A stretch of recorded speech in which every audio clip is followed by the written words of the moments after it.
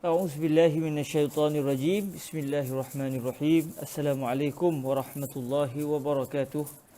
الحمد لله رب العالمين والصلاة والسلام على الحبيب المصطفى سيدنا ومولانا محمد الكريم وعلى آله وعترته وأصحابه أجمعين. أشهد أن لا إله إلا الله وحده لا شريك له وأشهد أن حبيبنا وسيدنا ومولانا محمدا عبد الله ورسوله وصفيه من خلقه وحبيبه أدى الأمانة وبلغ الرسالة ونصح الأمة وكشف الله به الغمة. اللهم صل وسلم وزد وبارك على الحبيب المصطفى سيدنا ومولانا محمد رسول الله صلى الله عليه وآله وسلم. اللهم أمين.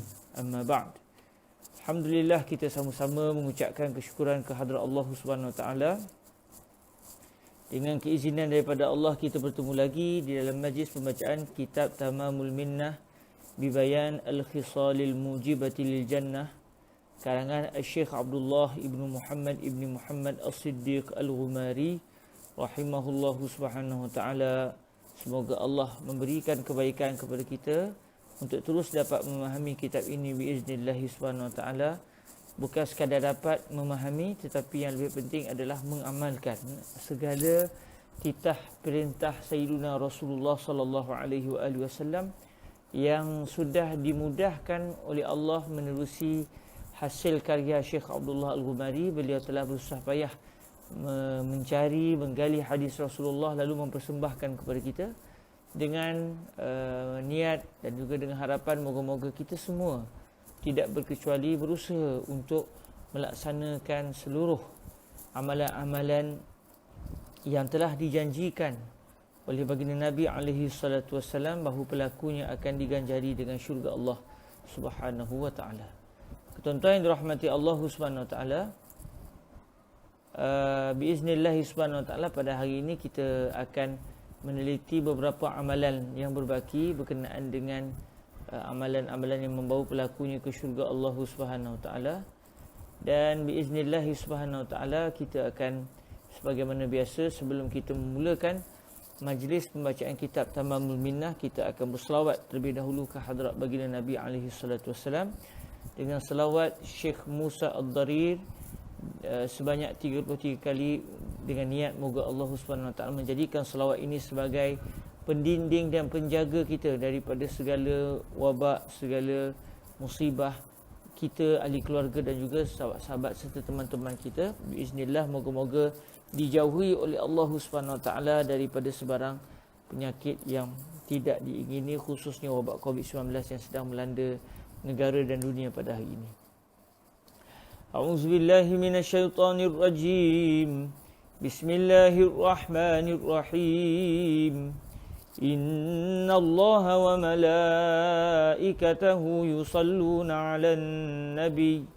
Ya ayyuhalladzina amanu sallu 'alaihi wa sallimu taslima.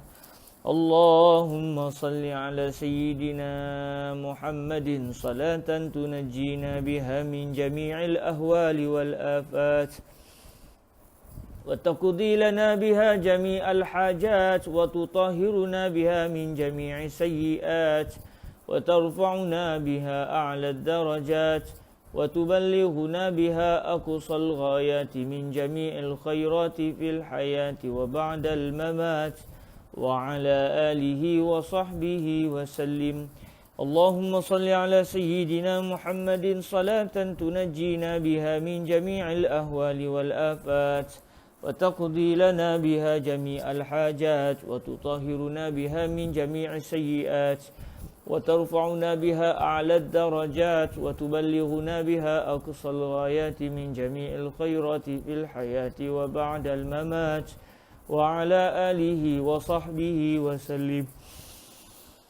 اللهم صل على سيدنا محمد صلاة تنجينا بها من جميع الأهوال والآفات وتقضي لنا بها جميع الحاجات وتطهرنا بها من جميع السيئات وترفعنا بها أعلى الدرجات وتبلغنا بها أقصى الغايات من جميع الخيرات في الحياة وبعد الممات وعلى آله وصحبه وسلم. اللهم صل على سيدنا محمد صلاة تنجينا بها من جميع الأهوال والآفات وتقضي لنا بها جميع الحاجات وتطهرنا بها من جميع السيئات وترفعنا بها أعلى الدرجات وتبلغنا بها أقصى الغايات من جميع الخيرات في الحياة وبعد الممات وعلى آله وصحبه وسلم. اللهم صل على سيدنا محمد صلاة تنجينا بها من جميع الأهوال والآفات وتقضي لنا بها جميع الحاجات وتطهرنا بها من جميع السيئات وترفعنا بها أعلى الدرجات وتبلغنا بها أقصى الغايات من جميع الخيرات في الحياة وبعد الممات وعلى آله وصحبه وسلم. اللهم صل على سيدنا محمد صلاة تنجينا بها من جميع الأهوال والآفات وتقضي لنا بها جميع الحاجات وتطهرنا بها من جميع السيئات وترفعنا بها أعلى الدرجات وتبلغنا بها أقصى الغايات من جميع الخيرات في الحياة وبعد الممات وعلى آله وصحبه وسلم.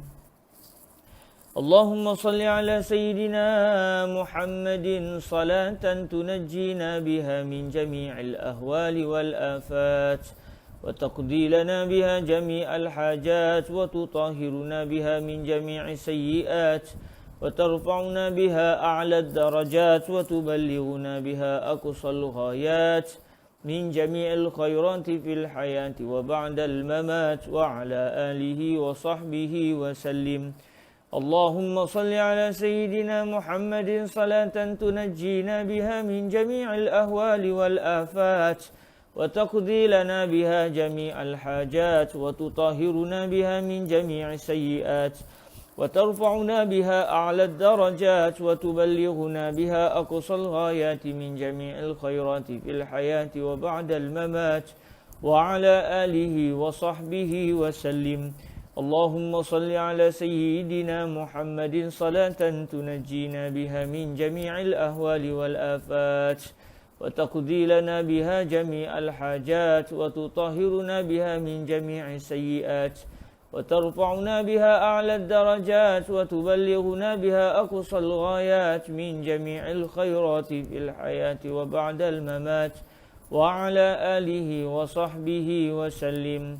اللهم صل على سيدنا محمد صلاة تنجينا بها من جميع الأهوال والآفات وتقضي لنا بها جميع الحاجات وتطهرنا بها من جميع السيئات وترفعنا بها أعلى الدرجات وتبلغنا بها أقصى الغايات من جميع الخيرات في الحياة وبعد الممات وعلى آله وصحبه وسلم. اللهم صل على سيدنا محمد صلاة تنجينا بها من جميع الأهوال والآفات وتقضي لنا بها جميع الحاجات وتطهرنا بها من جميع السيئات وترفعنا بها أعلى الدرجات وتبلغنا بها أقصى الغايات من جميع الخيرات في الحياة وبعد الممات وعلى آله وصحبه وسلم. اللهم صل على سيدنا محمد صلاة تنجينا بها من جميع الأهوال والآفات وتقضي لنا بها جميع الحاجات وتطهرنا بها من جميع السيئات وترفعنا بها أعلى الدرجات وتبلغنا بها أقصى الغايات من جميع الخيرات في الحياة وبعد الممات وعلى آله وصحبه وسلم. اللهم صل على سيدنا محمد صلاة تنجينا بها من جميع الأهوال والآفات وتقضي لنا بها جميع الحاجات وتطهرنا بها من جميع السيئات وترفعنا بها أعلى الدرجات وتبلغنا بها أقصى الغايات من جميع الخيرات في الحياة وبعد الممات وعلى آله وصحبه وسلم. اللهم صل على سيدنا محمد صلاة تنجينا بها من جميع الأهوال والآفات وتقضي لنا بها جميع الحاجات وتطهرنا بها من جميع السيئات وترفعنا بها أعلى الدرجات وتبلغنا بها أقصى الغايات من جميع الخيرات في الحياة وبعد الممات وعلى آله وصحبه وسلم. اللهم صل على سيدنا اللهم صل على سيدنا محمد صلاة تنجينا بها من جميع الأهوال والآفات وتقضي لنا بها جميع الحاجات وتطهرنا بها من جميع السيئات وترفعنا بها أعلى الدرجات وتبلغنا بها أقصى الغايات من جميع الخيرات في الحياة وبعد الممات وعلى آله وصحبه وسلم.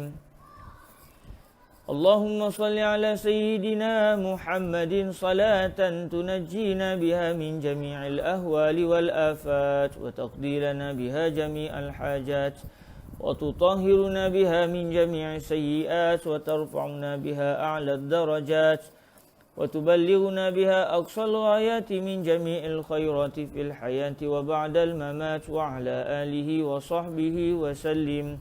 اللهم صل على سيدنا محمد صلاة تنجينا بها من جميع الأهوال والآفات وتقضي لنا بها جميع الحاجات وتطهرنا بها من جميع السيئات وترفعنا بها أعلى الدرجات وتبلغنا بها أقصى الغايات من جميع الخيرات في الحياة وبعد الممات وعلى آله وصحبه وسلم. اللهم صل على سيدنا محمد صلاة تنجينا بها من جميع الأهوال والآفات وتقضي لنا بها جميع الحاجات وتطهرنا بها من جميع السيئات وترفعنا بها أعلى الدرجات وتبلغنا بها أقصى الغايات من جميع الخيرات في الحياة وبعد الممات وعلى آله وصحبه وسلم.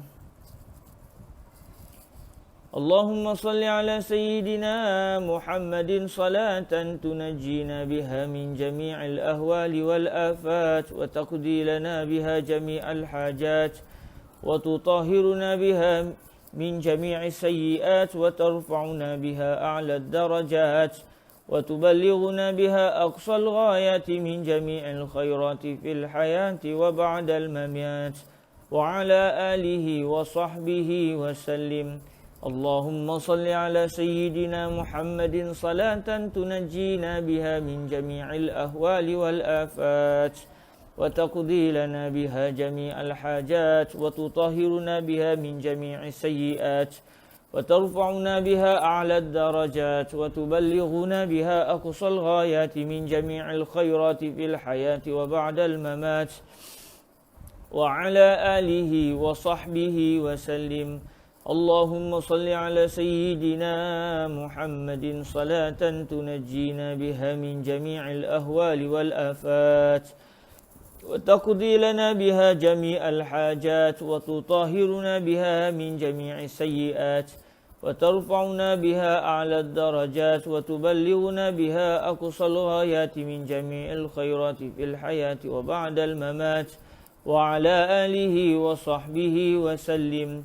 اللهم صل على سيدنا محمد صلاة تنجينا بها من جميع الأهوال والآفات وتقضي لنا بها جميع الحاجات وتطهرنا بها من جميع السيئات وترفعنا بها أعلى الدرجات وتبلغنا بها أقصى الغايات من جميع الخيرات في الحياة وبعد الممات وعلى آله وصحبه وسلم. اللهم صل على سيدنا محمد صلاة تنجينا بها من جميع الأهوال والآفات وتقضي لنا بها جميع الحاجات وتطهرنا بها من جميع السيئات وترفعنا بها أعلى الدرجات وتبلغنا بها أقصى الغايات من جميع الخيرات في الحياة وبعد الممات وعلى آله وصحبه وسلم.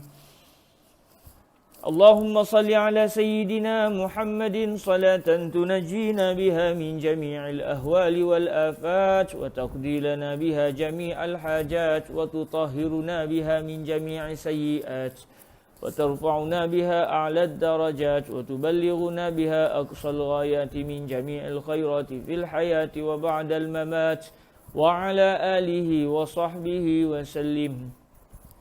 اللهم صل على سيدنا محمد صلاة تنجينا بها من جميع الأهوال والآفات وتقضي لنا بها جميع الحاجات وتطهرنا بها من جميع السيئات وترفعنا بها أعلى الدرجات وتبلغنا بها أقصى الغايات من جميع الخيرات في الحياة وبعد الممات وعلى آله وصحبه وسلم. اللهم صل على سيدنا محمد صلاة تنجينا بها من جميع الأهوال والآفات وتقضي لنا بها جميع الحاجات وتطهرنا بها من جميع السيئات وترفعنا بها أعلى الدرجات وتبلغنا بها أقصى الغايات من جميع الخيرات في الحياة وبعد الممات وعلى آله وصحبه وسلم. اللهم صل على سيدنا محمد صلاة تنجينا بها من جميع الأهوال والآفات وتقضي لنا بها جميع الحاجات وتطهرنا بها من جميع السيئات وترفعنا بها أعلى الدرجات وتبلغنا بها أقصى الغايات من جميع الخيرات في الحياة وبعد الممات وعلى آله وصحبه وسلم. اللهم صل على سيدنا محمد صلاة تنجينا بها من جميع الأهوال والآفات وتقضي لنا بها جميع الحاجات وتطهرنا بها من جميع السيئات وترفعنا بها أعلى الدرجات وتبلغنا بها أقصى الغايات من جميع الخيرات في الحياة وبعد الممات وعلى آله وصحبه وسلم. اللهم صل على سيدنا محمد صلاة تنجينا بها من جميع الأهوال والآفات وتقضي لنا بها جميع الحاجات وتطهرنا بها من جميع السيئات وترفعنا بها أعلى الدرجات وتبلغنا بها أقصى الغايات من جميع الخيرات في الحياة وبعد الممات وعلى آله وصحبه وسلم.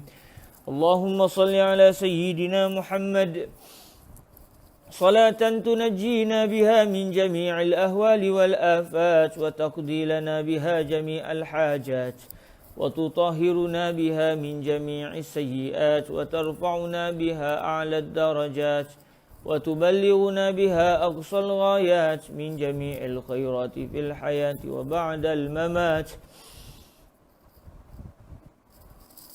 وعلى آله وصحبه وسلم. اللهم صل على سيدنا محمد صلاة تنجينا بها من جميع الأهوال والآفات وتقضي لنا بها جميع الحاجات وتطهرنا بها من جميع السيئات وترفعنا بها أعلى الدرجات وتبلغنا بها أقصى الغايات من جميع الخيرات في الحياة وبعد الممات وعلى آله وصحبه وسلم. اللهم صل على سيدنا محمد صلاة تنجينا بها من جميع الأهوال والآفات وتقضي لنا بها جميع الحاجات وتطهرنا بها من جميع السيئات وترفعنا بها أعلى الدرجات وتبلغنا بها أقصى الغايات من جميع الخيرات في الحياة وبعد الممات وعلى آله وصحبه وسلم. اللهم صل على سيدنا محمد صلاة تنجينا بها من جميع الأهوال والآفات وتقضي لنا بها جميع الحاجات وتطهرنا بها من جميع السيئات وترفعنا بها أعلى الدرجات وتبلغنا بها أقصى الغايات من جميع الخيرات في الحياة وبعد الممات وعلى آله وصحبه وسلم.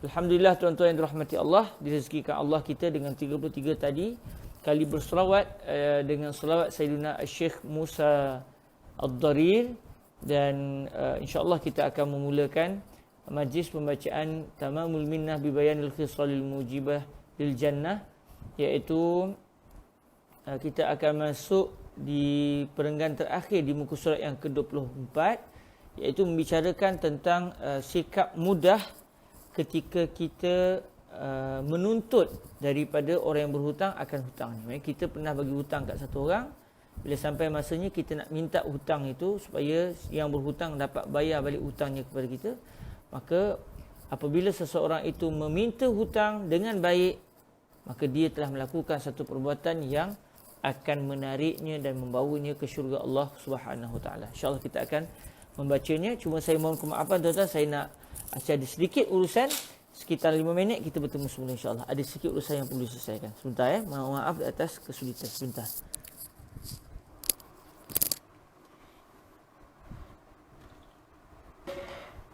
Allahumma salli 'alal habib.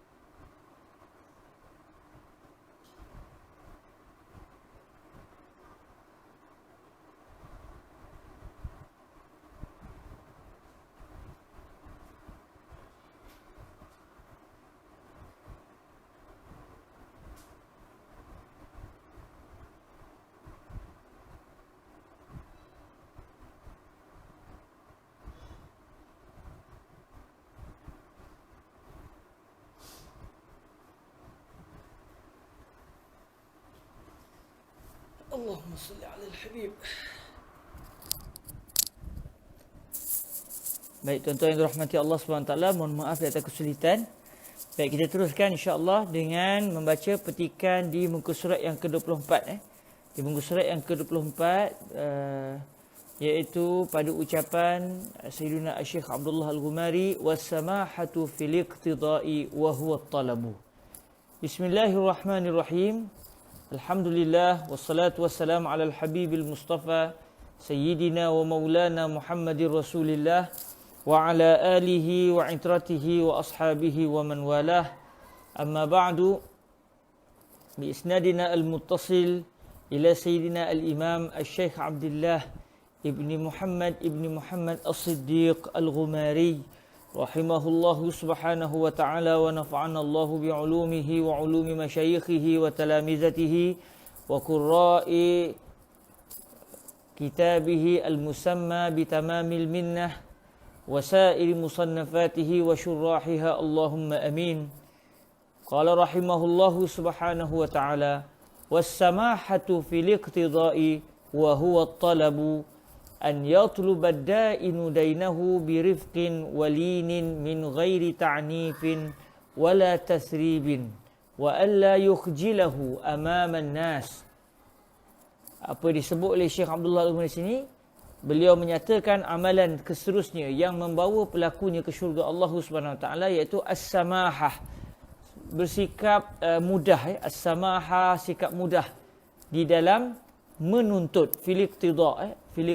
Lalu kata beliau, al-iqtida bererti at-talab. At-talab maksud dia menuntut, meminta. Maksud dia mudah ketika meminta. Maksud dia mudah ketika meminta orang yang berhutang membayar hutangnya. Sebagai contoh tadi, saya memberikan hutang katakan kepada seorang, katakanlah namanya Ali. Saya bagi hutang kepada Ali RM100, dan hasil persepakatan antara saya dengan Ali, contohnya pada awal bulan 10 dia kena bayar RM100 tersebut. Pada awal bulan 10 dia tak datang pun jumpa saya, dia tak call apa semua. Lalu saya pun berjumpa dengan dia. Saya kata, Ali, dah sampai waktu untuk bayar. Jadi ketika saya meminta daripada Ali untuk membayar hutang tersebut, ada satu ibadah yang dituntut ke atas saya dan juga kita semua, iaitu orang yang menuntut hutang, dia hendaklah menuntut secara baik. Bukan maksud dia menuntut dengan bengis, bukan menuntut dengan membentak-bentak orang yang berhutang, menuntut dengan penuh kekasaran. Itu tidak dituntut oleh syariat. Itu menyebabkan orang yang berhutang jadi kecil hati dengan kita yang telah memberi kepadanya akan hutang. Jadi antara perbuatan yang membawa pelakunya ke syurga adalah apabila seseorang itu, apabila dia memberikan kepada orang lain pinjaman duit, pinjaman wang, maka sewaktu dia meminta orang itu untuk membayar kembali hutang, dia menuntut atau dia meminta secara baik, maka itu membawa kepada syurga. Cuma kata Syekh Abdullah Al-Ghumari sini, kata beliau, apa maksud bersikap mudah, as-samahah fil iqtida, sikap mudah ketika menuntut hutang? Apa dia? Kata beliau, ayatlubad da'inu dainahu birifqin walinin min ghairi ta'nifin wala tasrib.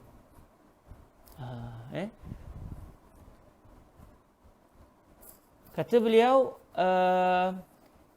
maksud mudah untuk meminta hutang ni, mudah ketika proses meminta hutang itu adalah orang yang memberikan pinjaman tersebut, orang yang memberikan hutang tersebut, dia meminta hutangnya daripada orang yang berhutang, maksudnya dengan rifq, dengan lembut, dengan lemah lembut, dengan penuh kasih sayang. Birifqin walin, lin juga bermaksud lembut, lin lembut, rifq juga dalam keadaan lemah lembut. Mai dia minta secara baik, dia minta secara baik, bahasa dia pun baik, dia guna bahasa yang lembut, yang sopan. Cara dia meminta juga, memek wajah dia juga memek wajah yang baik, bukan dia muka marah minta dengan kasar. Itu tidak dituntut. Min ghairi ta'nifin wala tasribin, tanpa perlu dia memaki orang yang berhutang. Memaki dengan kasar. Apa ni, dah sampai 1 hari bulan, itu janji kata nak bayar 10, 1 hari bulan 10, ni dah 1 bulan 10, kenapa tak telefon, apa ni? Cara minta begitu, itu dianggap sebagai at-ta'nif. Ada unsur at-ta'nif dia al-lawmu bi'unfin wa syiddatin.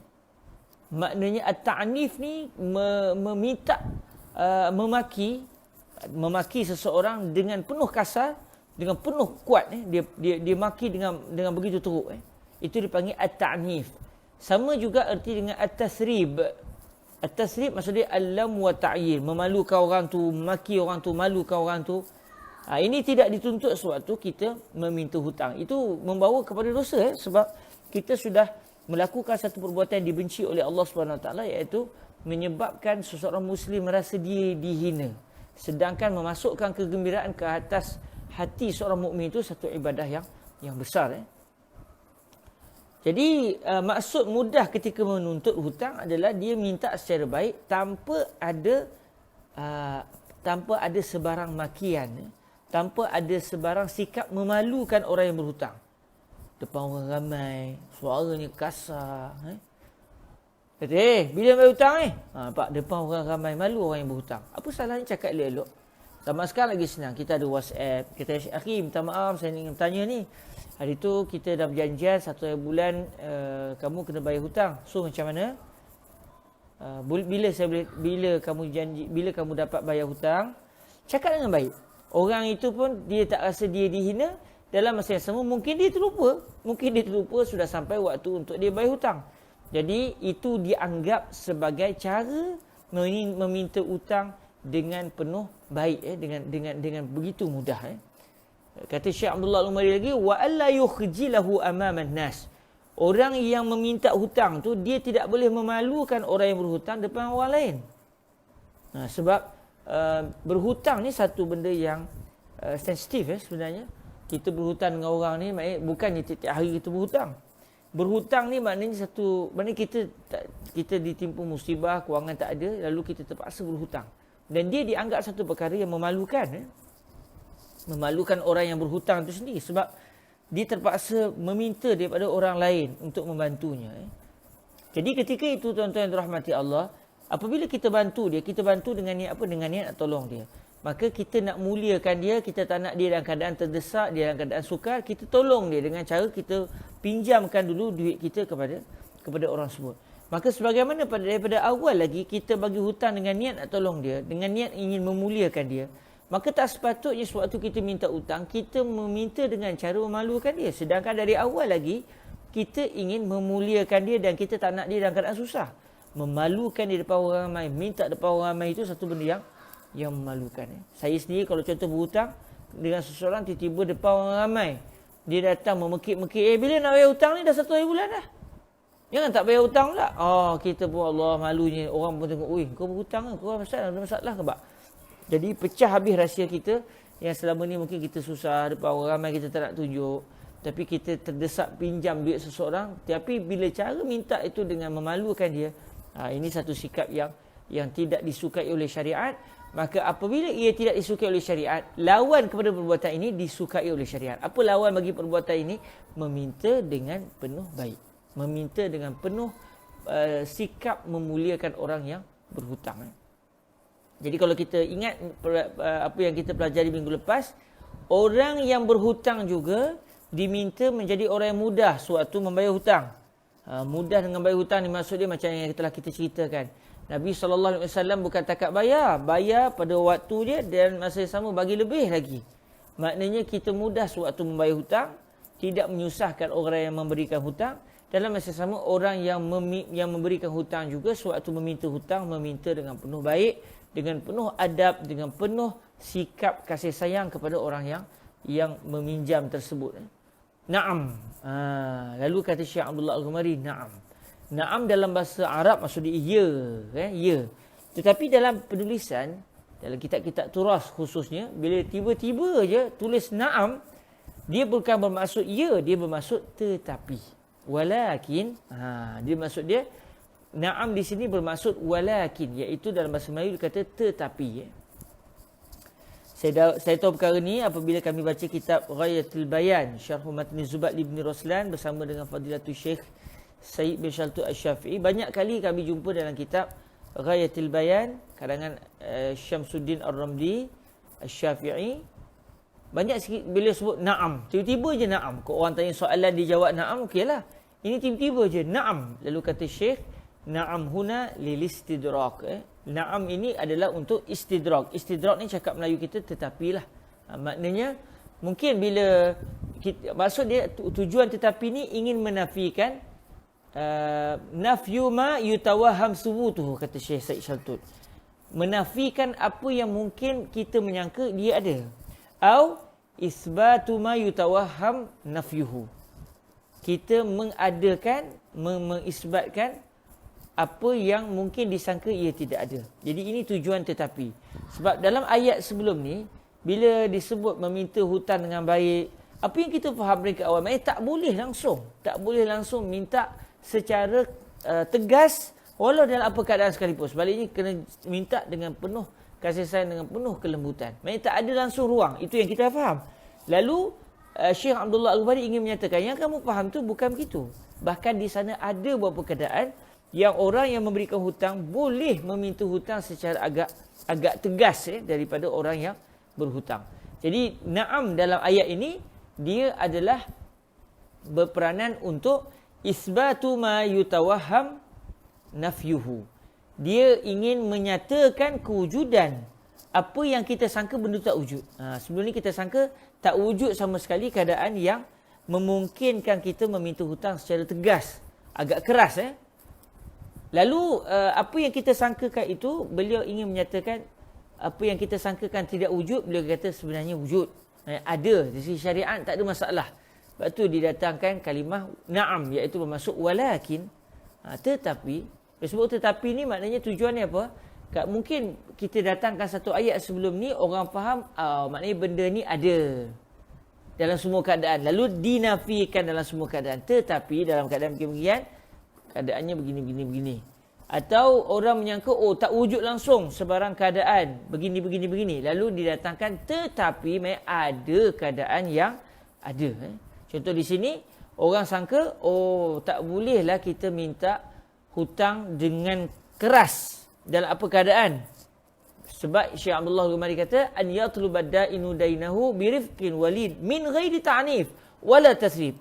Tak boleh ada unsur makian, tidak ada unsur tasrib, maknanya memalukan.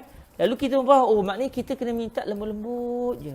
Tak boleh kita minta dengan suara yang, bila nak bayar hutang saya ni? Dah lama sangat ni. Nampak suara tu agak tegas sedikit.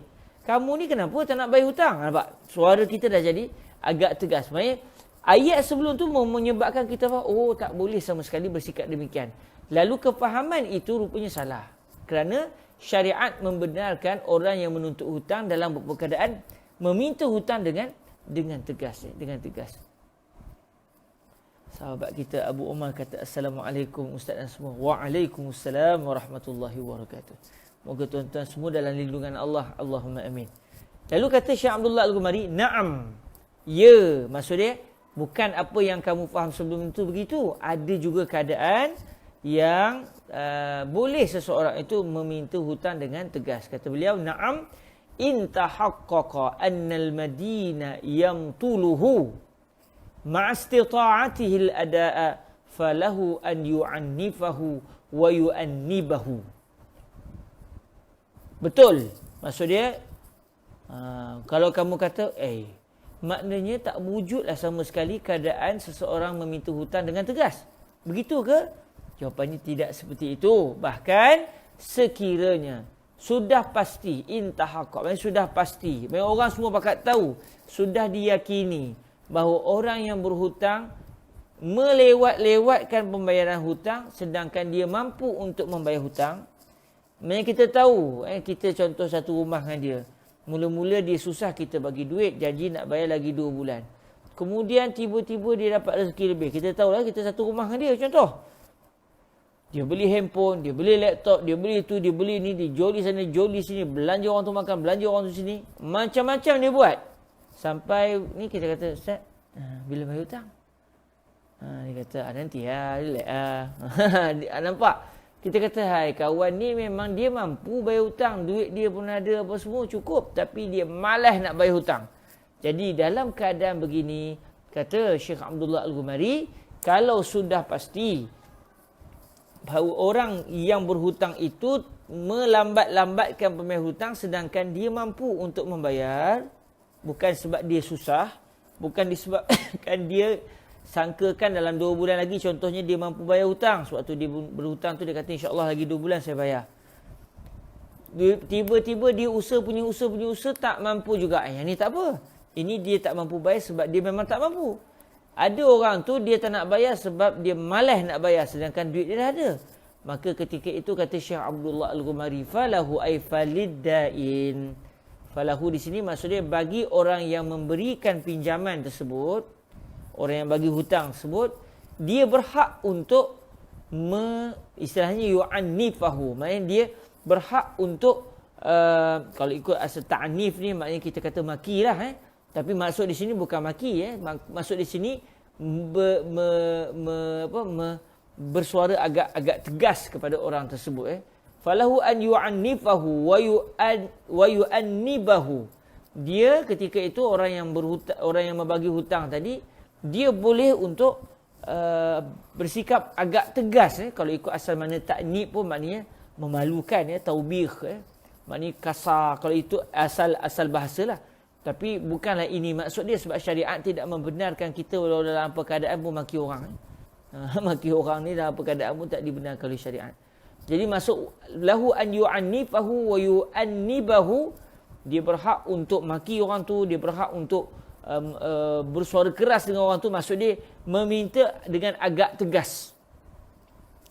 Contoh, dia dah minta banyak kali dengan baik, dengan lembut, orang tu tak juga. Dia kata, apa ni Syekh? Duit ada, takkan tak nak bayar hutang. Nampak suara intonasi tu dah agak lain. Kalau sebelum ni, akhi dah sampai waktu. Ustaz, tuan dah sampai waktu untuk bayar hutang. Kebetulan pula saya memang memerlukan. Boleh tuan bayar hutang tuan yang tuan janji nak bayar tarikh sekian-sekian. Cakap lembut. Kita nantilah, saya tak ada duit lagi. Rupanya ada duit. Ketika itu, orang yang memberikan hutang itu dia dibenarkan oleh syariat untuk menuntut haknya dengan agak tegas. Dia kata, apa ni? Saya dah tolong kamu sebelum ni. Takkan kamu nak menyebabkan saya jadi susah pula? Bahasa kita agak tegas. Ini yang dimaksudkan dengan ta'nif. Bukan, engkau ni memang tak erti nak bayar hutang. Kau ni bapak engkau pun sama. Itu dah lain. Itu tidak dibenarkan oleh syariat sebab dia sudah melampaui dalam menuntut hak dia. Jadi kalau meminta agak tegas, apa ni tak nak bayar hutang? Jangan macam ni. Nampak? Kita minta tu dengan nada tegas. Tak boleh macam ni. Saya pun perlukan duit. Kamu ada duit, kamu joli sana, joli sini. Bila nak bayar hutang jadi macam ni. Susahlah kalau macam ni. Nampak? Kita minta tu dah agak tegas. Bukan maki dia, bukan maki keluarga dia. Itu tak dibenarkan oleh syariat. Okey, kenapa keadaan ini dibenarkan? Kalau kita tak nak ambil tindakan tu pun tak apa. Orang nak lambat, tak apalah. Kita minta baik je pun boleh juga kan. Cuma kalau dia nak bersuara agak tegas, dia dibenarkan oleh syariat. Tidak ada salahnya. Kenapa? Kata Syekh Abdullah Al-Ghumari li qawlihi sallallahu alaihi wa alihi wasallam, inna li sahibil haqqi maqala. Kerana berdasarkan sabdaan Nabi sallallahu alaihi wasallam, sesungguhnya bagi pemilik hak dia ada ucapan. Pemilik hak memiliki ucapan. Sesungguhnya ucapan adalah milik pemilik hak. Maksud dia apa? Orang yang ada hak, dia berhak untuk bercakap. Dia berhak untuk bercakap dengan agak tegas dalam menuntut hak dia. Inna li sahibil haqqi maqalah. Sesungguhnya bagi orang yang memiliki hak, dia ada ucapan. Kalau tuan-tuan yang dirahmati Allah Subhanahu Wa Taala, kalau kita rujuk hadis ini, inna li sahibil haqqi maqala, hadis ini ada diriwayatkan di dalam Sahih Al-Imam Al-Bukhari. Kalau kita rujuk hadis inna li sahibil haqqi maqala, ada diriwayatkan oleh Al-Imam Al-Bukhari dengan sanad beliau an Abi Hurairah radhiyallahu anhu qala atan nabiyya sallallahu alaihi wa alihi wasallam rajulun yataqadahu fa aghladha lahu fahamma bihi ashabuhu faqala da'uhu fa inna li sahibil haqqi maqala. Ini asal ucapan Nabi keluar ataupun ucapan inna li sahibil haqqi maqala ni cerita apa cerita dia? Cerita dia adalah berdasarkan hadis yang telah diriwayatkan oleh Al-Imam Al-Bukhari yang saya bacakan tadi ya. Mungkin saya boleh kongsi dengan tuan-tuan yang dirahmati Allah hadis ini. Okey. Okay, saya boleh kongsikan, nanti saya akan sharekan di bahagian komen. Biiznillah subhanahu wa ta'ala. Alang kan mungkin ada yang hadir, dia nak salin hadisnya tapi sekali baca atau nak sekali ni tak dapat tangkap contoh. Jadi kita kongsi takat yang kita rezekikan dan kebetulan pula dalam masa saya muzakarah sebelum ni ada saya datangkan beberapa kenyataan para ulama, kita kongsikan terus insya-Allah. Sebentar. Allahumma salli ala al-habibil Mustafa.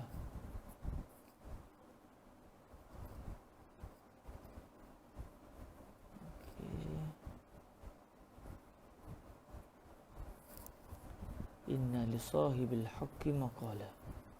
Kalau kita tengok segala tindak tanduk kita ni dari segi hukum hakam mesti akan bersumberkan juga kepada baginda Nabi alaihi salatu wasallam.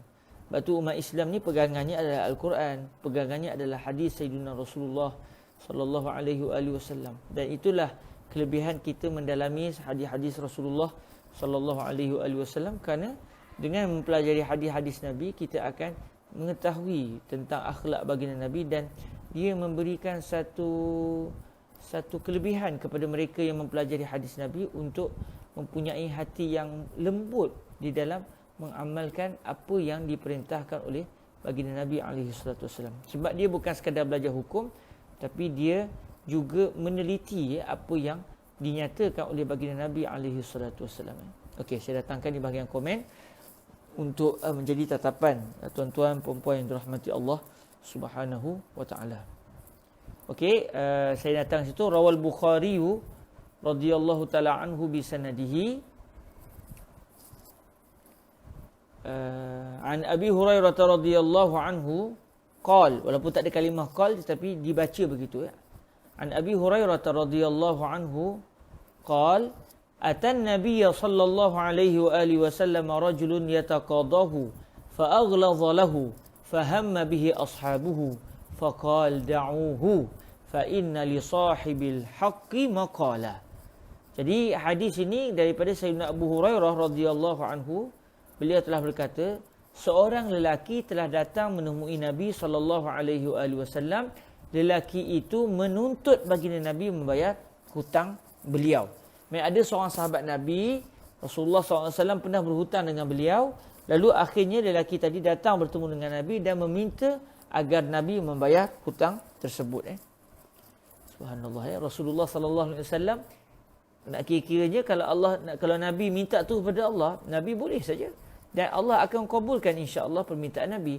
Tetapi Nabi SAW dalam beberapa keadaan Nabi berhutang. Sebab daripada situ kita akan dapat belajar hukum hakam berhutang. Subhanallah. Maknanya kalau Nabi fikir kenapa Nabi sampai berhutang? Para sahabat yang kekaya kenapa tak tolong Nabi? Kalau Nabi minta tak payah berhutang, semua akan bagi. Tetapi Nabi SAW berhutang. Nabi tetap berhutang kerana dengan hutang ni, pertama, walaupun Nabi boleh minta tu kepada Allah Ta'ala, tetapi dengan berhutang ni dia akan menyebabkan akan ada tindak balas secara hukum. Akan ada orang yang berhutang, ada hukum orang yang meminta hutang, hukum kalau orang tu lewat bayar, boleh ke bayar lebih. Jadi di situ akan timbul hukum hakam fiqh hasil daripada tindakan Nabi SAW.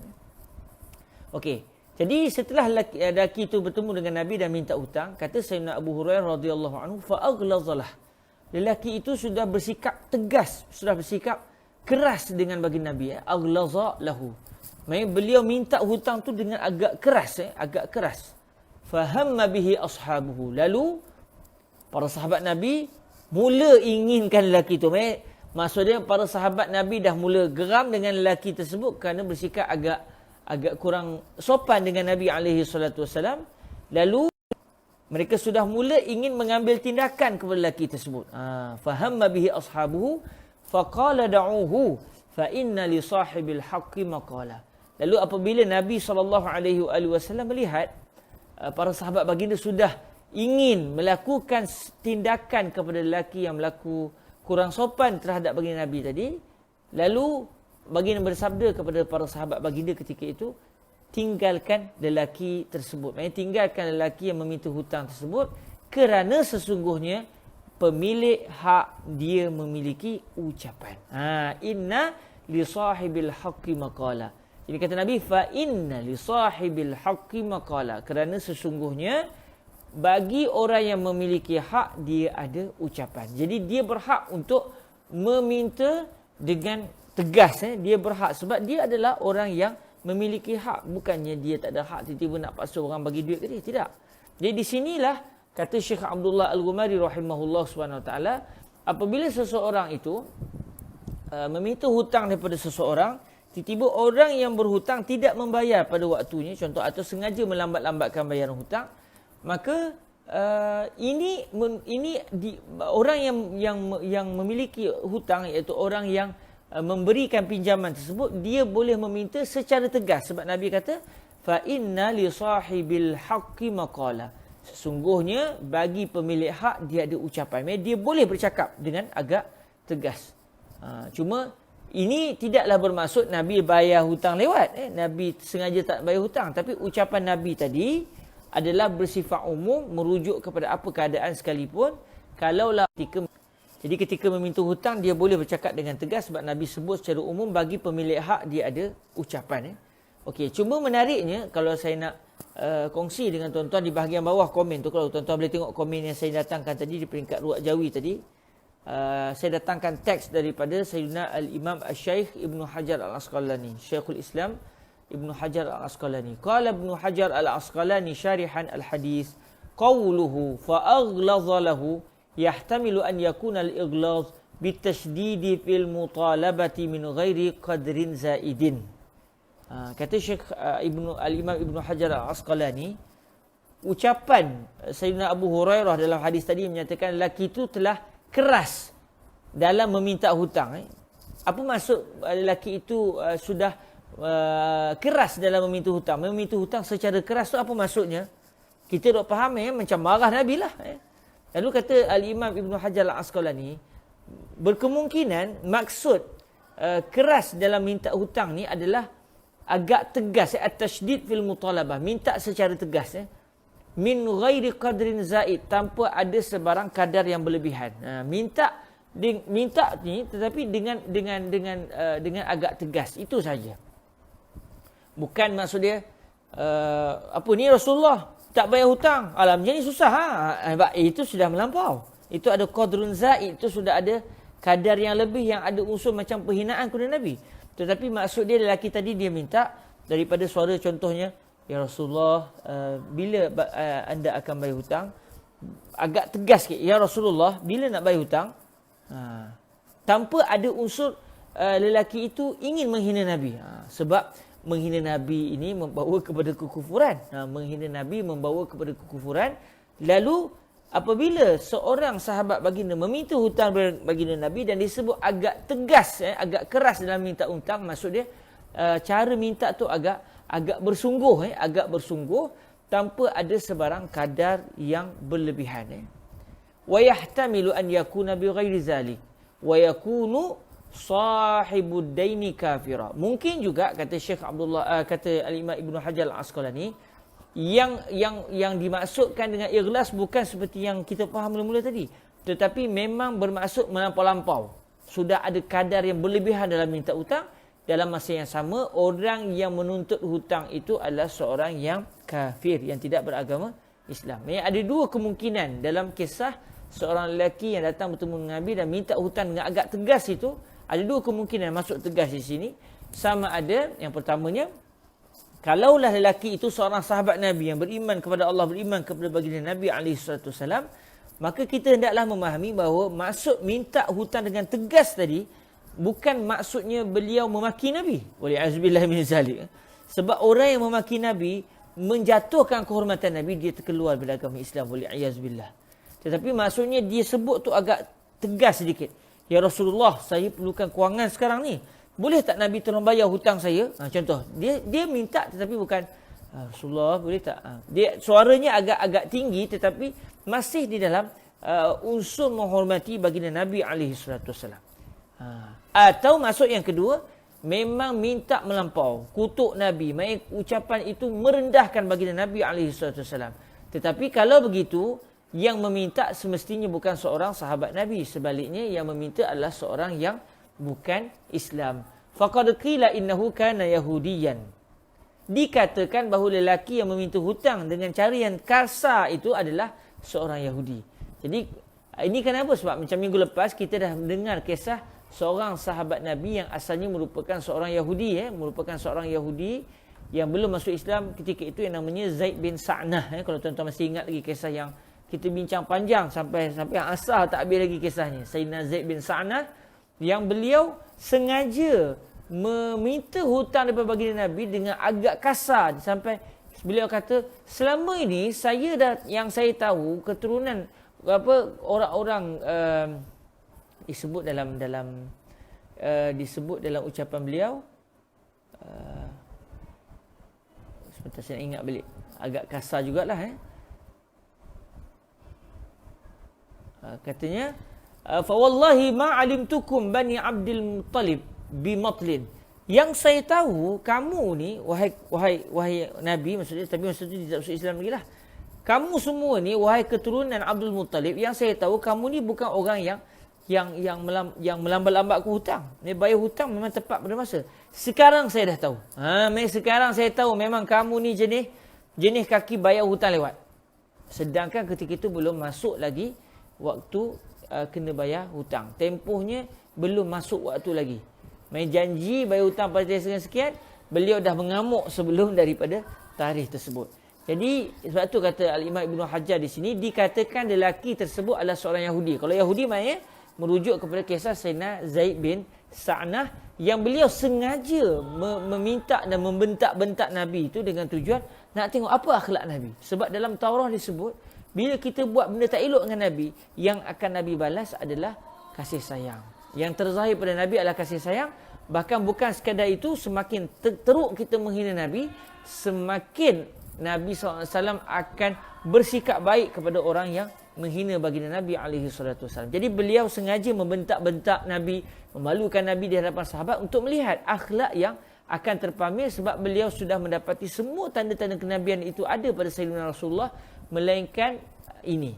Sebab beliau tidak biasa hidup dengan Nabi, jadi disebut dalam Taurat, Nabi ni bila ada orang buat benda tak elok dengan Nabi, maka yang terzahir pada Nabi adalah sifat yang mulia, bukan sifat yang menunjukkan kebodohan. Dalam masa yang sama, semakin orang menghina Nabi, semakin Nabi membalas dengan penuh kebaikan kepada orang yang melakukan perkara yang tidak elok kepada Nabi. Jadi mungkin lelaki itu Yahudi yang dimasukkan di sini adalah merujuk kepada kisah Sayyidina Zaid bin Sa'nah yang telah kita bincangkan minggu lepas.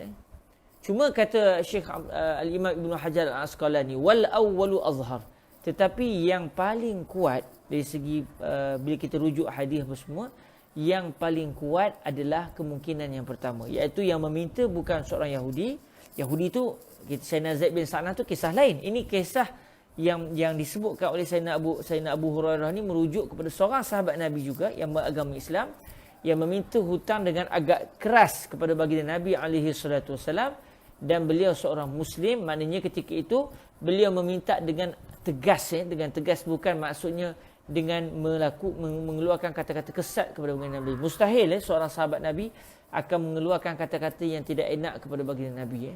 Cuma mungkin cara minta tu agak kasar, agak nampak macam agak kurang sesuai. Wal awwalu azhar lima taqaddama min riwayati Abdul Razzaq annahu kana a'rabiyan. Ini kenapa kemungkinan pertama tu kuat? Kerana ada riwayat, ada hadis yang telah diriwayatkan oleh Abdul Razzaq, oleh Al-Imam Abdul Razzaq, yang menunjukkan bahawa lelaki yang meminta hutang secara agak tegas itu adalah seorang lelaki Arab Badui. Orang lelaki Arab Badui ni memang terkenal dengan sifat kasar. Cara bercakap kasar, muamalah kasar. Ada seorang lelaki sahabat Nabi, tetapi daripada masyarakat yang tinggal di padang pasir ni, yang tidak tinggal dalam kota tapi tinggal di padang pasir, dia tak pernah cium anak dia. Terkejut dia bila tengok Nabi cium cucu-cucu Nabi SAW. Dia kata, aku ada 10 orang anak, seorang pun aku tak nak cium. Maknanya kasarnya perwatakan mereka. Jadi terbawa-bawa masa berborak dengan Nabi. Sampai saya pernah terfikir untuk mengumpulkan 40 hadis kisah menceritakan antara Nabi dengan orang lelaki Badui. Kerana di sini kita akan nampak betapa baiknya Nabi SAW dalam menghadapi sikap masyarakat Arab yang sudah terbiasa dengan kekasaran. Tetapi Nabi balas bukan dengan kekasaran. Jadi dalam riwayat Sayyidina Abdul Razak, beliau meriwayatkan hadis yang menunjukkan lelaki tersebut yang meminta Nabi secara agak kasar itu adalah seorang lelaki Arabi. Jadi bila sebut lelaki Arabi ni kita tahu memang cara dia tu perwatakan dia kasar. Cara minta tu kasar. Kalau kita boleh bawa dalam masyarakat Melayu kita ni, kalau kita boleh kata macam orang Melaka, dia gurau pun kasar, cara cakap pun kasar. Jadi bila begitu, bila orang tengok dia tanya satu benda kepada satu orang tu dengan kasar, dia tak niat kasar pun, tapi perwatakan dia begitu. Jadi kita kata dia ni cakap kasar, padahal dia tak niat kasar pun. Contohnya jumpa satu orang, lama tak jumpa, ingat dah mati. Contoh, terkejut kita, macam tu cakap. Tapi dah bagi mereka itu bahasa biasa bagi mereka. Mereka sudah terbiasa. Tapi saya taklah kata orang Melaka ni Arabi. Tetapi mungkin kalau kita nak bawa sedikit persamaan itu, mungkin kalau kita nak fahami kisah ini, kita boleh tengok cara-cara orang Melaka. Orang tua-tua Melaka lah, orang muda-muda cakap lembut biasanya. Orang tua-tua orang tua-tua Melaka ni kadang-kadang cara cakap tu agak riuh. Cara cakapnya agak riuh, tapi dia bukan maksud nak hina orang, tapi memang perwatakan dia begitu. Subhanallah. Arabi tu memang selalunya lelaki yang tinggal di kawasan padang pasir, biasa main dengan unta, biasa main dengan ketandusan bumi. Dia akan bagi kesan, panasnya lagi dia punya perwatakan terkesan. Dia akan terkesan dengan persekitaran dia. Wa ka'annahu jara ala 'adatihi min jafa'il mukhatabah. Jadi kata al-Imam Ibn Hajar al-Asqalani, seakan-akan lelaki Arabi yang meminta Nabi secara agak kasar itu sudah terbawa-bawa dengan perwatakan lamanya dari sudut keras dalam berbicara. Jadi bukan niatnya nak meminta dengan Nabi itu dengan kasar, tetapi sudah terbiasa dengan cara begitu, sampai dengan Nabi pun dibuat dengan cara begitu. Wa waqa'a fi tarjamati Bakr bin Salim fi Mu'jam Tabarani al-Awsat. Okey, ini kisah lain. Ini semua ada ucapan yang menunjukkan bahawa yang dimaksudkan dengan lelaki tersebut adalah Arabi. Sekali saya datangkan sekadar untuk tambahan tuan-tuan lah. Siapa yang boleh bahasa Arab boleh tengoklah. Kemudian saya datangkan hadis yang selepas selesai ucapan Al-Imam Ibn Hajar Al-Asqalani, saya cuba cari hadis yang diriwayatkan menceritakan kisah lelaki Arabi tadi. Arabi, lelaki pedalaman yang minta secara kasar dengan Nabi. Lalu saya mendapati satu hadis yang diriwayatkan oleh Al-Imam Ahmad dalam musnad beliau. An Abi Hurairah radhiyallahu anhu qala jaa a'rabiyyun yataqadha an-nabiy sallallahu alaihi wa sallam ba'ira. Faqala an-nabiy sallallahu alaihi wa alihi wasallam iltamisu lahu mithla sinni ba'irihi. قال فالتمسوا له فلم يجدوا إلا فوق سن بعيره قال فأعطوه فوق بعيره فقال الأعرابي أوفيتني أوفاك الله أوفيتني أوفاك الله فقال النبي صلى الله عليه وآله وسلم إن خيركم خيركم قضاء إن خيركم خيركم قضاء. Hadis yang diriwayatkan oleh Al-Imam Ahmad bin Hanbal. Jadi kalau kita lihat dalam kisah ini, kisah dia adalah Nabi SAW pernah berhutang seekor unta dengan seorang lelaki Arabi. Nabi pernah berhutang seekor unta, bukan berhutang duit lah. Nabi nakkan seekor unta, cuma masa tu Nabi tak ada duit. Nabi kata saya nak saya nak seekor unta dan saya akan bayar balik lah. Saya inginkan seekor unta milik kamu dan saya akan bayar balik dengan unta yang sama. Pinjam lah. Nak istilahnya bukan pinjam nak lepas tu nak pulangkan. Main berhutang unta. Kita biasa sebut hutang, biasa hutang duit. Tapi Nabi nak berhutang unta. Nabi kata saya nak hutang unta ni. Unta ni dan saya akan pulangkan nanti unta lain yang macam unta ni juga. Berhutang seekor unta. Jadi akhirnya lelaki Arabi tadi telah meminta hutang tersebut daripada baginda Nabi alaihi salatu wasalam. Jadi kata Sayyidina Abu Hurairah radhiyallahu seorang lelaki Arabi telah meminta hutang daripada baginda Nabi sallallahu alaihi wasallam, hutang berupa seekor unta. Lalu Nabi sallallahu alaihi wasallam telah bersabda, tolong cari. Nabi sebut kepada para sahabat baginda, iltamisu lahu misla sinni ba'irihi. Kamu semua carilah seekor unta yang umur unta tersebut seperti unta lelaki Arabi tadi. Sebab Nabi nak bayar balik semula, nak bayar hutang Nabi. Nak berhutang unta, bayar pun seekor unta. Mungkin maknanya Nabi nak bayar unta, bila unta tu umur sekian-sekian, masa Nabi pinjam tu unta umur sekian-sekian, Nabi nak pulangkan balik berdasarkan umur unta tu lah. Lalu para sahabat mencarinya dan mereka tidak mendapati unta yang ada di pasaran ketika itu yang sama usia dengan unta yang dihutang oleh baginda Nabi SAW. Yang mereka jumpa adalah unta yang lebih dewasa. Bila dewasa, lebih mahal. Bila unta lebih dewasa, maknanya harga itu lebih mahal berbanding dengan unta yang lebih muda. Lalu bila perkara itu dinyatakan kepada baginda Nabi SAW yang mereka tidak menjumpai unta yang sama usia dengan unta yang Nabi hutang, lalu Nabi SAW bersabda kepada para sahabat baginda, fa'atuhu fawqa ba'irihi. Maka bagilah kepada lelaki Arabi tadi unta yang usianya lebih tinggi daripada unta yang saya berhutang tersebut. Maknanya Nabi katakan hutang seekor unta berusia, katakanlah, saya tak tahu saya tepat, kita ambillah sebagai contoh, katakan Nabi berhutang seekor unta berusia 2 tahun.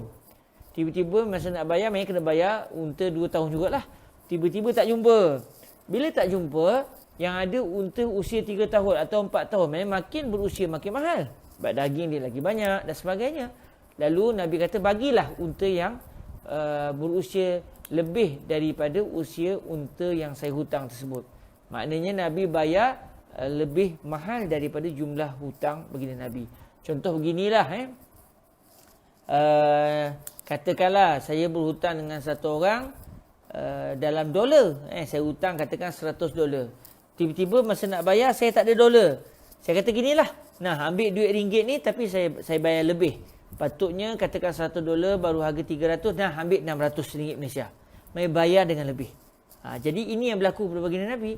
Nabi berhutang seekor unta umur sekian-sekian. Bila Nabi bayar dengan unta yang umurnya lebih tinggi, maknanya lebih mahal. Lalu kata A'rabi tadi, cuma dalam hadis ini tak dinyatakan yang dia minta secara kasar. Tapi mungkinlah kisah inilah yang dirujuk oleh Sayyidina Abu Hurairah yang menyatakan lelaki tadi meminta Nabi membayar hutang dengan kasar. Lalu lelaki A'rabi tadi apabila dia terima unta yang lebih mahal daripada unta yang dia bagi hutang kepada baginda Nabi, kata beliau, aufaitani, engkau ataupun dikau wahai Nabi telah menunaikan hak aku. Aufaitani, dikau telah melunaskan hakku, mereka telah memberikan semula hakku kepadaku, bahkan lebih lagi. Lalu kata beliau, aufaqallah, moga-moga Allah juga akan menunaikan hak kamu. Orang Arab dulu lagi terkenal dengan doa. Yang kita pun kena banyak. Orang bagi kita sikit, moga-moga Tuhan rezeki murah, moga-moga Allah berkati Tuhan, moga-moga selamat dunia akhirat. Jadi doa itu dia adalah satu tanda betapa kita berterima kasih kepada orang yang buat baik kepada kita. Aufaitani aufaqallah, kamu telah melunaskan hakku, moga-moga Allah juga akan melunaskan pula hak kamu. Lalu Nabi SAW bersabda, inna khairukum qada'a, sesungguhnya orang yang paling baik di kalangan kamu semua adalah orang yang paling baik daripada kalangan kamu semua dari sudut membayar hutang. Jadi Nabi kata, kalau orang tu berhutang, banyak orang dalam ramai-ramai orang berhutang, siapa orang yang paling terbaik sekali? Orang yang paling bagus sekali ketika membayarkan hutang. Bayar hutang tu dengan penuh adab, dengan bayar hutang kalau boleh biar berlebih walaupun tak disyaratkan, sebab kalau disyaratkan dia jadi haram, dia jadi riba. Jadi membayar hutang secara baik ini adalah merupakan akhlak baginda Nabi alaihi salatu wassalam. Jadi inilah asal punca kepada sabdaan Nabi, inna li sahibil haqqi maqala. Jadi orang bila lelaki tadi minta dengan agak tegas dan Nabi tak kata apa, di sini menunjukkan boleh orang yang memiliki hutang, kalau orang yang berhutang itu bayar mungkin agak lambat, sengaja lambat-lambatkan, maka orang yang memiliki hak untuk menuntut hutang itu, iaitu orang yang bagi hutang, dia boleh minta dengan dengan tegas berdasarkan sabdaan Nabi, inna li sahibil haqqi maqala, sesungguhnya bagi pemilik hak dia ada ucapan. Maksudnya dia boleh bercakap dengan agak tegas dalam meminta hutang dia. Dan kita dah tahu kisahnya macam mana lelaki tadi minta dengan Nabi hutang dengan agak tegas, dengan agak keras. Dan Sayyidina Al-Imam Ibnu Hajar Al-Asqalani menyatakan berkemungkinan besar lelaki itu adalah seorang lelaki pedalaman, dan berkemungkinan lelaki itu terbawa-bawa sikapnya yang kasar selama ini sampai dengan Nabi pun dia bersikap agak kasar, walaupun dia tidak berniat untuk mengkasari baginda Nabi alaihi salatu wasallam.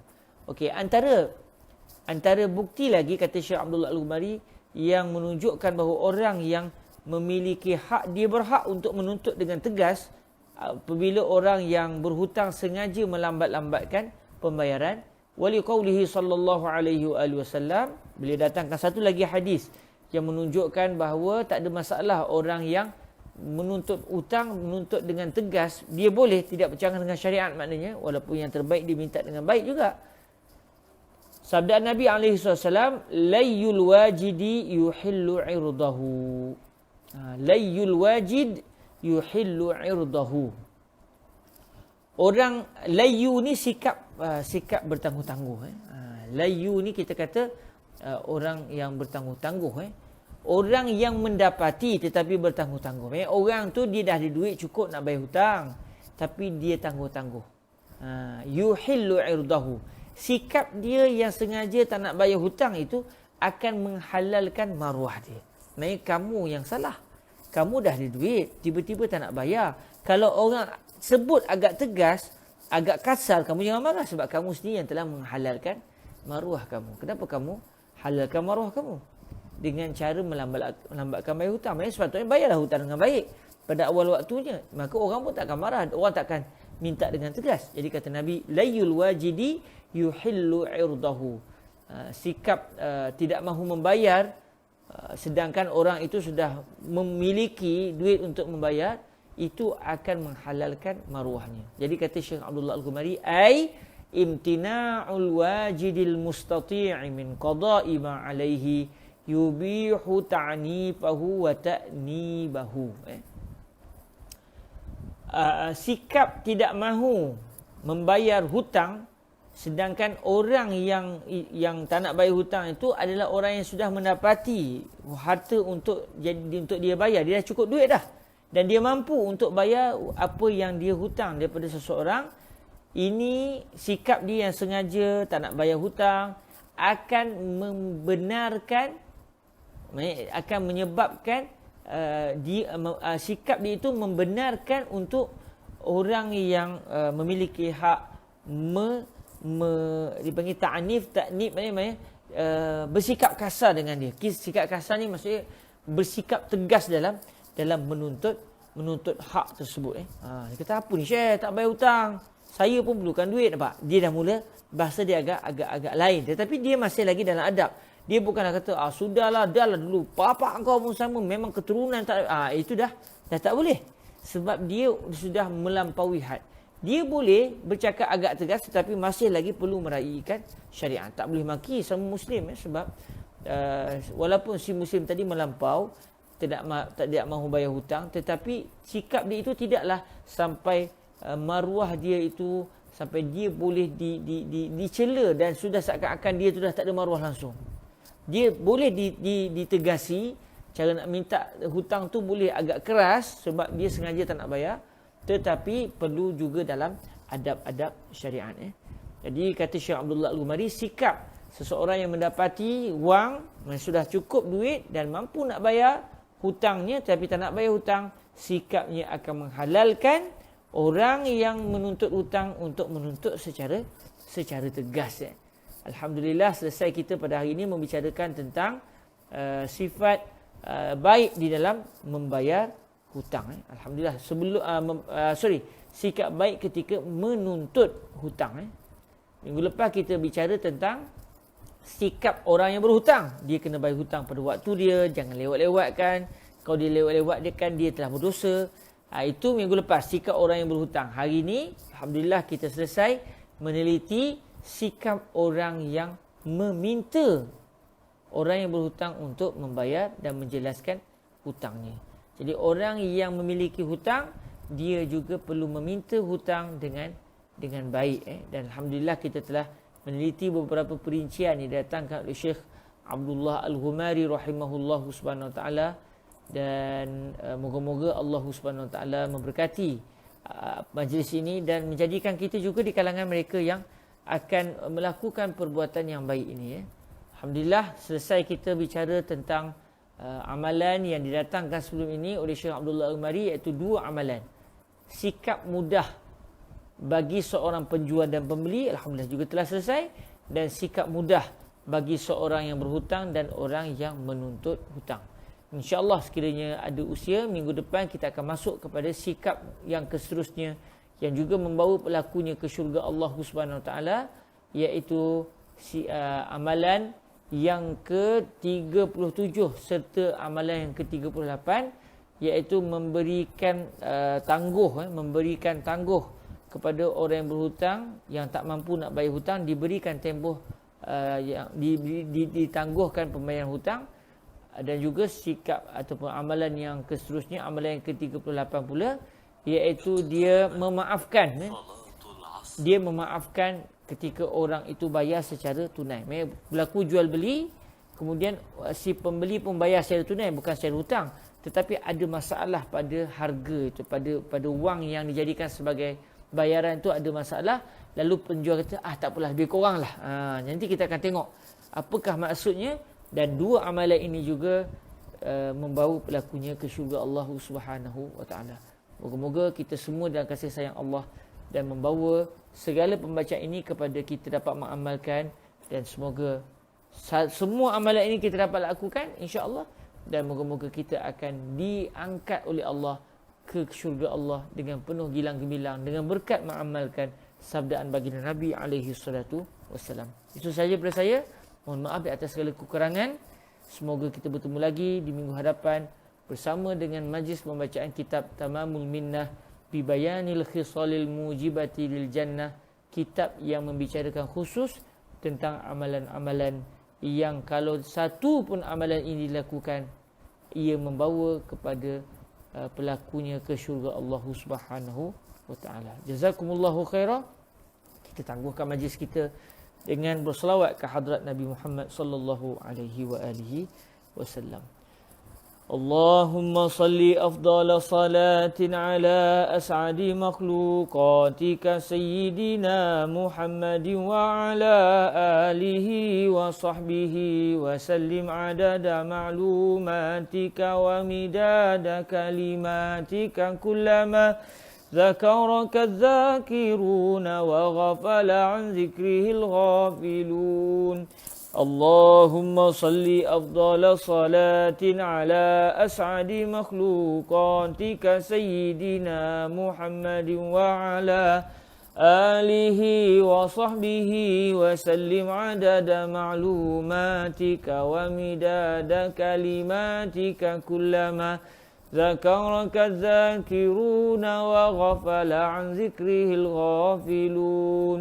اللهم صل أفضل صلاة على أسعد مخلوقاتك سيدنا محمد وعلى آله وصحبه وسلم عدد معلوماتك ومداد كلماتك كلما ذكرك الذاكرون وغفل عن ذكره الغافلون. سبحانك اللهم وبحمدك أشهد أن لا إله إلا أنت أستغفرك وأتوب إليك. بسم الله الرحمن الرحيم. والعصر إن الإنسان لفي خسر إلا الذين آمنوا وعملوا الصالحات وتواصوا بالحق وتواصوا بالصبر. جزاكم الله خيرا. أقول قولي هذا وأستغفر الله لي ولكم. السلام عليكم ورحمة الله وبركاته.